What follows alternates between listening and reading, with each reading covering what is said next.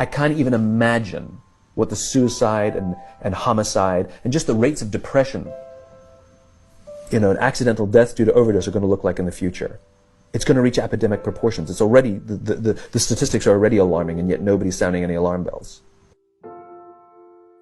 Parents have to intervene. We have to stop giving our kids free access to social media and phones at young ages. They are not ready for it. Their minds cannot cope with the dopamine. They can only have it up to a certain hour, and you take it away. They're children. You can take the phone away. We've got to intervene as parents. But as companies, we now have to deal with the influx of kids that are coming into our companies with addiction. Watch, I see it all the time. Walk through any office. You'll see the older employees have their phones on the sides of their computers as they're working. You'll see the youngest employees have their phones face up in front of their keyboards between their arms as they're working. And this is how they work.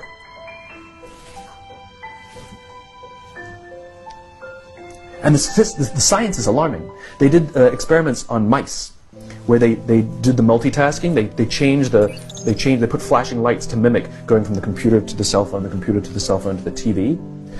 The mice that were exposed to the changing lights, it took them 3 times longer to solve a maze than the mice that weren't, and the damage was permanent. There is a subconscious reaction to these devices when we use them, okay?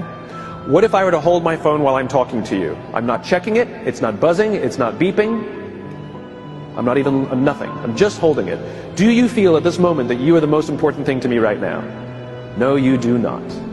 Because there is a subconscious reaction we have to the device. When it is out, it makes the people around us feel that they are less important. So when we're walking down the halls in our offices and somebody says, hey boss, can I ask you a question? You go, sure, what's on your mind? We've just told them they're not that important.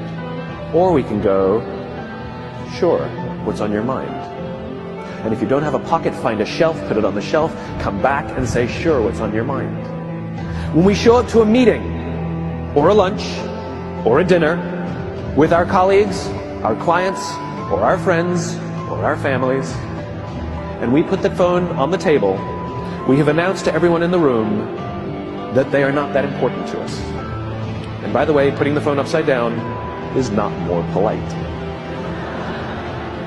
My favorite one is when the meeting or at a lunch with someone, that the phone will ring and the caller ID will pop up and they will go, I'm not going to get it. Oh, so magnanimous!